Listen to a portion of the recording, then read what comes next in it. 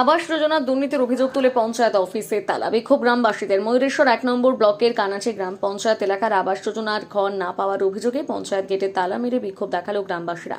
পঞ্চায়েত অফিসের সদর দরজায় তালা ঝুলিয়ে বিক্ষোভ দেখাতে থাকে আবাস যোজনার বাড়ির তালিকা থেকে নাম বাদ যাওয়া ব্যক্তিদের পাশাপাশি গ্রামবাসীরা। সকাল 11টার সময় পঞ্চায়েতের গেটে তালা ঝুলিয়ে দেয় তারা এবং তারপর পঞ্চায়েত অফিসের সামনে বসে দীর্ঘক্ষণ বিক্ষোভ দেখাতে থাকে। এই বিক্ষোভ ঘিরে ধুন্ধুমার পরিস্থিতির সৃষ্টি হয় পঞ্চায়েত অফিস চত্বরে।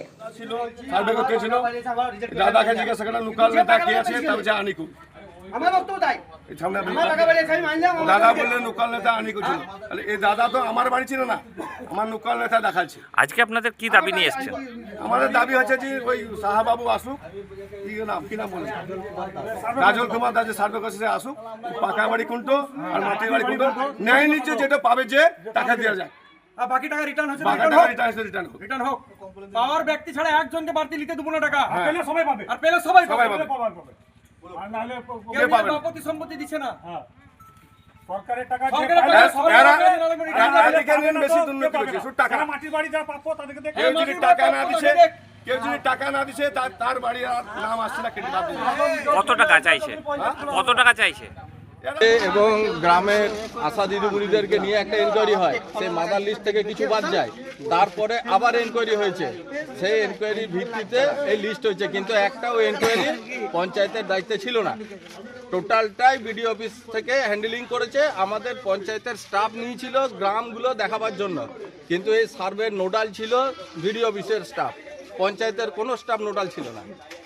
এখানে পঞ্চায়েত কোনোভাবেই জানে না যে কে বাড়ি পাচ্ছে কে পাচ্ছে না। হ্যাঁ, আমরা 2021-এর পর যে লিস্ট বেরিয়েছে তখন দেখেছি আমরা যে এতজনের নাম আছে, কিন্তু সার্ভে যখন হয় 2021-এর পর আশা দিদিমণি, অঙ্গনওয়াড়ি দিদিমণি এবং পঞ্চায়েতের স্টাফ, ব্লকের স্টাফ মিলে যখন সার্ভেটা হয়, সেই সার্ভের পর ওরা আমাদেরকে দেখায়ও নি যে কাদের নাম এর মধ্যে আছে আর কাদের নাম বাদ যাচ্ছে।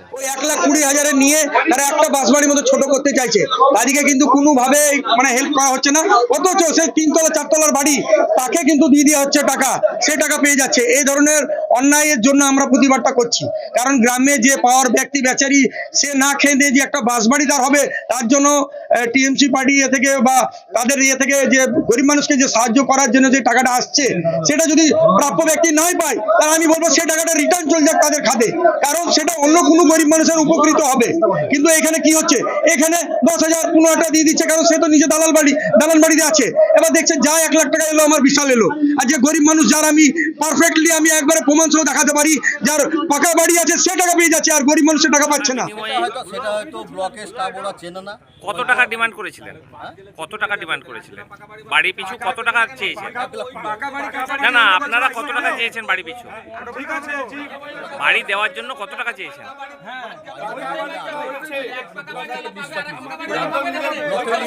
কিছু দেওয়া হয়েছে, আরো চলছে। এই যে অভিযোগ করছে যে লোকাল নেতাতে কিছু টাকার বিনিময়ে যাদের পাকা বাড়ি আছে তাদেরকে বাড়ি দিয়েছে, কি বলবেন? আপনি তো প্রধান। সেটা আমার জানা নাই। আপনি তো প্রধান। হ্যাঁ, আমি প্রধান। আর এখন যে বাড়িগুলো পেয়েছে সেগুলো কি ঠিক সার্ভে করেছে, তো আমি তো প্রধান হয়ে তার সঙ্গে সঙ্গে মানে টিমের সঙ্গে সঙ্গে তো আমি ঘুরিনি। আমার তো পঞ্চায়েতের কাজ আছে। টাকা চেয়েছে? সেটা আমি বলতে পারবো না, সেটা আমি জানিও না। এবং যারা যে নোডাল আছে ব্লকে তারাই যে বলতে পারবে টাকা চেয়ে।